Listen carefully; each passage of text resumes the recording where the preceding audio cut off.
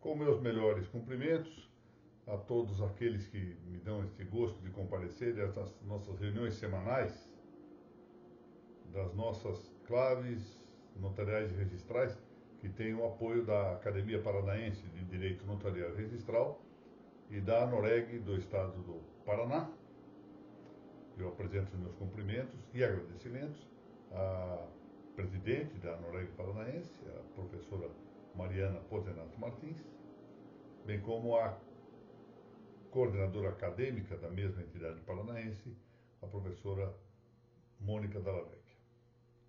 Bom, nós estamos aqui tratando das fontes do direito notarial e registral, esse é o capítulo, não é? Principal, e vamos tratar, agora nesta exposição número 20 deste capítulo, de seguir com a análise breve que estamos fazendo ao tema da lei lato sensu, ou seja, aqui considerada a lei como toda norma emanada do poder político, incluindo, pois, uma série de tipos ou modos legislativos, tipos esses que dependem muito da ordem positiva, e no nosso caso estão indicados no artigo 59 da Constituição Política de 1988, com alguns acréscimos relativamente ao registro e às notas. Vamos ver que isso nem sempre se aplica a todo o campo do direito.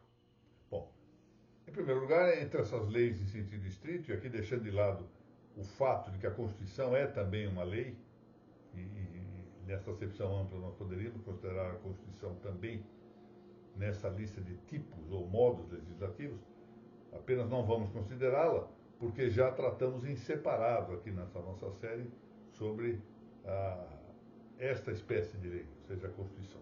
Então, na linha do artigo 59 da Constituição de 88, nós temos as emendas à Constituição, as leis complementares, as leis ordinárias, as leis delegadas, as medidas provisórias, os decretos legislativos e as resoluções. Está previsto no artigo 59. Mas a esses tipos ou modos legislativos, nós ainda deveríamos juntar pelo menos 3 outras espécies: as portarias, os provimentos e as sentenças normativas. Isso para não falar das recomendações, que se apresentam como indicativos sem força preceptiva direta, mas como uma indicação da vontade política do poder. Bom, a correlação desses vários tipos ou modos de lei com os diversos segmentos do direito não é uniforme, não é simétrica. O direito penal, por exemplo, exige uma legalidade estrita e pode talvez a isso moldar-se também o direito tributário. Mas é muito diferente a situação das notas e dos registros públicos, cuja legalidade, quanto ao aspecto fontal, ou seja, tratando aqui da perspectiva das fontes, é mais elástica, admitindo-se sua disciplina, a disciplina das normas e dos registros, mediante modos ou tipos diversos da lei stricto sensu, ou seja, da lei que nós chamamos em acepção canônica, ou lei canônica, lei em sentido canônico. Exatamente neste passo entra em cena um tema que é muito instigante, o da possibilidade jurídica de que normas expedidas não pelo poder legislativo, sequer excepcionalmente pelo executivo, mediante medidas provisórias ou decretos regulamentadores, mas normas administrativas judiciárias, ou seja, que nascem, que têm por fonte o poder judiciário em sua atividade administrativa, se essas normas podem ou não disciplinar a atividade notarial e registral. Claro que saber da viabilidade jurídica de o Poder Judiciário emanar normas para as notas e os registros públicos supõe sempre a consideração da ordem positiva do direito e, sobretudo, nessa ordem positiva, conhecer o que dispõe a Constituição acerca da competência legislativa. Então, notem bem, não é possível aqui indicar uma resposta universal. ou seja, que atenda doutrinariamente à realidade de todos os países, de todas as nações. Porque, dependendo da ordem imposta, e mesmo às vezes ao largo do tempo, pode admitir-se uma ou outra posição. Por exemplo, tenho em conta que mesmo no Brasil houve um período em que a legislação registral poderia emergir dos Estados-membros, coisa que agora não se admite. A previsão constitucional, repartindo competência, mostra que as leis de registro devem provir da União. Depende, portanto, da Constituição, da ordem jurídica posta, da ordem positiva do direito. E por isso varia de país para país também. O caso brasileiro atual parece, digamos assim, atenuar, quando não mesmo suprimir, uma controvérsia teórica a partir de um fato consumado. Que fato é esse? O da emanação rotineira de normas judiciais para o extrajudicial. Normas essas que provêm não só de corregedorias locais, corregedorias permanentes, diretorias de fórum, mas também das corregedorias estaduais e até mesmo da Corregedoria Nacional de Justiça. Ou seja, é ampla a fonte de fato, não é? Vamos deixando a questão teórica a seu tempo. Discutiremos isso a seu tempo. Por agora, examinemos o fato consumado. Há normas judiciais aplicáveis ao extrajudicial, aplicáveis e aplicadas ao campo do extrajudicial, a partir das corregedorias locais, das estaduais e do Distrito Federal e da Corregedoria Nacional de Justiça.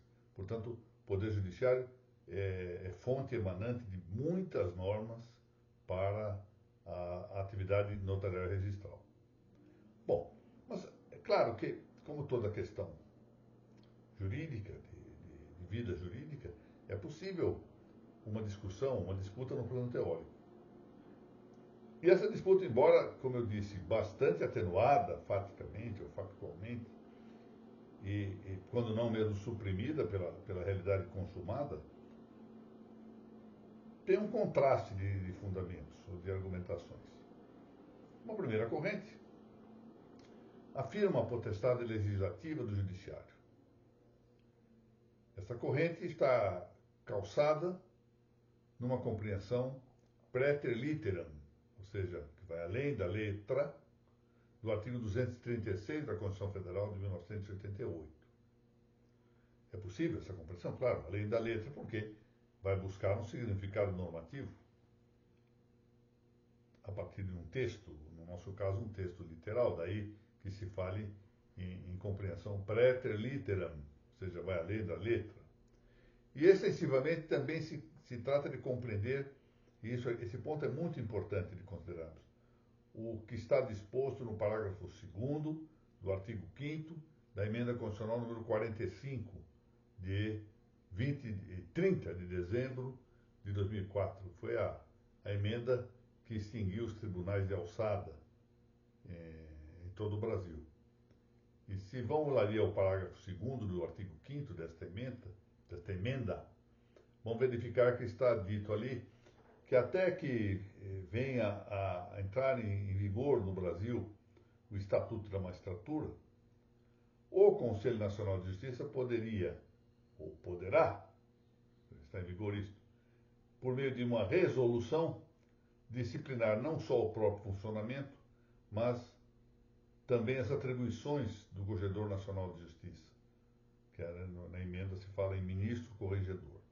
Portanto, a definição das atribuições do Corregedor Nacional de Justiça foi atribuída por uma emenda constitucional ao próprio Conselho Nacional de Justiça. Bom, esse é um fundamento interessante.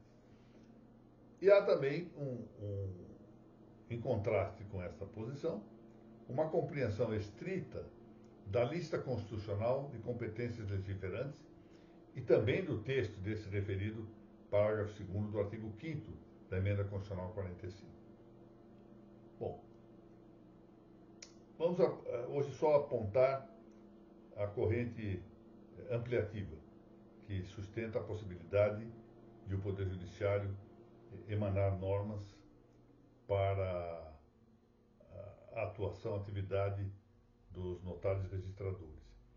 E aqui eu penso que nós temos que, entre essas duas correntes que eu mencionei, uma totalmente afirmativa, outra totalmente negativa, também salientar a possibilidade de um termo médio, uma espécie aí de divisão salomônica, permitindo alguma atuação legislativa, mas não total e nem impedindo-a totalmente.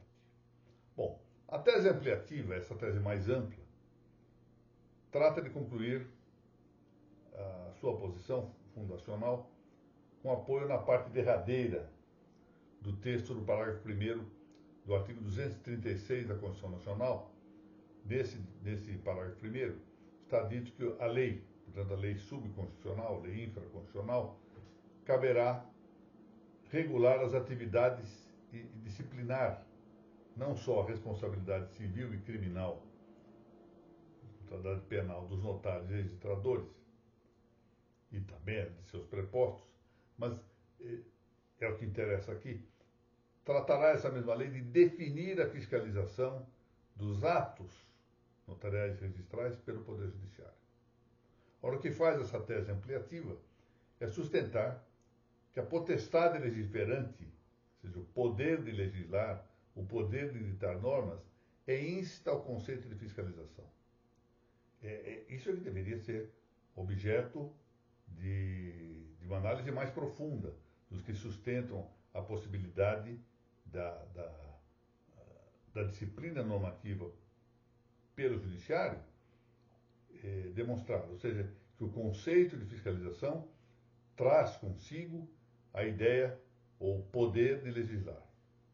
Mas há uma segunda posição, e que me parece mais fácil, ou seja, mais cômoda, para ancorar essa tese ampliativa.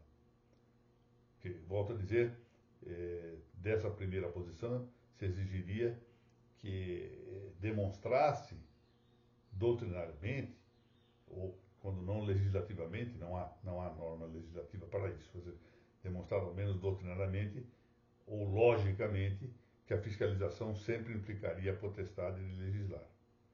Bom, mas há uma segunda tese, um segundo fundamento.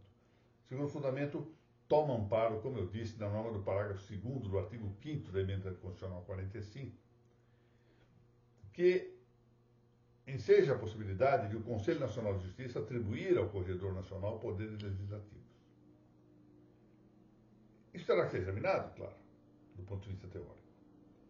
Mas há em acréscimo a esse ponto, e isto é relevante,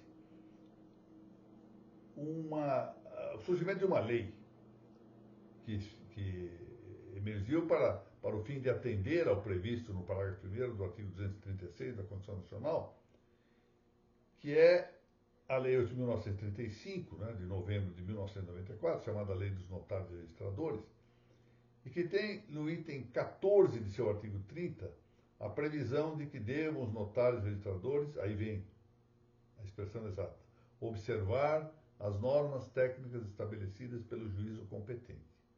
Naturalmente, o juízo competente aí é tanto o Corregedor Nacional, quanto o Corregedor Estadual ou Distrital e o Corregedor Permanente. O problema está, como veremos a seu tempo, na discussão do que sejam normas técnicas. Normas técnicas. Bom, dito isso, vamos abrir aqui um chamado intervalo parentético, ou seja, um largo parêntese, a fim de examinar um exemplo que, a meu ver, é muito gráfico e emblemático acerca da normatização judicial do extrajudicial. Assim é que se publicou no Diário da Justiça de 4 de setembro do ano passado, 2023, uma consolidação normativa, ou consolidação regulativa, como me parece melhor dizer, acompanhando um provimento 149, de 30 de agosto anterior, expedido pelo então Corregedor Nacional de Justiça, o eminente ministro Luiz Felipe Salomão. Essa consolidação tem o título Código Nacional de Normas da Corregedoria Nacional de Justiça do Conselho Nacional de Justiça, um nome bastante amplo. Aí vem, foro extrajudicial. Já o jargão já está falando em Código do Extrajudicial, ou Código Nacional do Extrajudicial, e vai por aí afora, vão criando expressões mais breves para essa consolidação, que, como eu disse, tem um nome muito amplo. Código Nacional de Normas da Corregedoria Nacional de Justiça, do Conselho Nacional de Justiça, foro extrajudicial. Uma consolidação que tem por explícita finalidade a de regulamentar as atividades notariais e de registro. Já em sua exposição de motivos, esse código indica seu caráter de consolidação. Lá se diz claramente que se trata de uma consolidação de todos os atos normativos do Corregedor Nacional de Justiça relativamente aos serviços notariais e registrais. E o objetivo desse código, assim se lê na mesma exposição de motivos, é o de eliminar, textual isso, eliminar a dispersão normativa atual. Bem se notou isso. Bem se notou que havia uma dispersão, uma diáspora nessas normas emanadas da própria Corregedoria Nacional. E isso era necessário juntar-se para superar a dificuldade, como diz a mesma exposição de motivos, a dificuldade de consultas pelos usuários. E uma dispersão, ainda do texto da exposição de motivos, que na verdade levava potencialmente a uma afronta da segurança jurídica, porque não havia sistema, ou seja, faltava sistematicidade,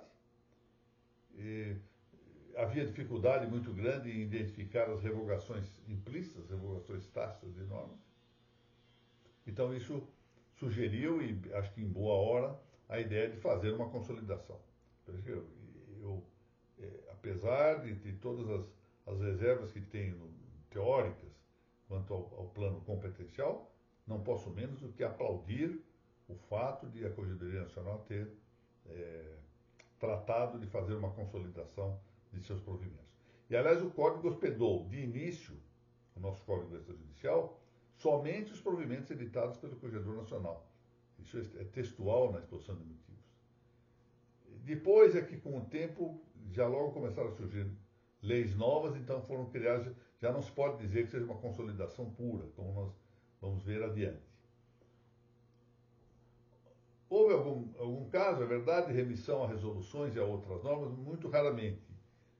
E a própria exposição reconhece que houve essa remissão, mas ela não perdeu, pelo menos no seu caráter originário, o que é de muita importância, a ideia de ser uma consolidação. E isto, eu volto a dizer, a despeito das objeções que se possam fazer no plano da competência para a emanação de normas, essas objeções não interferem com, a meu ver, o aplauso que se deve dar à ideia de uma consolidação. Bom, isso nós vamos ver na próxima semana, se Deus assim permitir, o que representa a consolidação, a importância da consolidação para a disciplina, para a boa ordem dos segmentos jurídicos que nós estamos tratando, o segmento das notas e dos registros públicos. Por agora, ficamos aqui. Eu renovo meus agradecimentos à Noréga de Paraná, à Academia Paranaense de Direito Notarial e Registral, bem como a todos aqueles que participam da audiência, mais uma vez, de um vídeo. Não é? Eu lamento que seja assim. Eu gostava mais das aulas ao vivo, mas infelizmente ainda estamos com um problema aqui na transmissão pela internet no final da tarde. Muito obrigado a todos e até a semana que vem, se Deus assim permitir.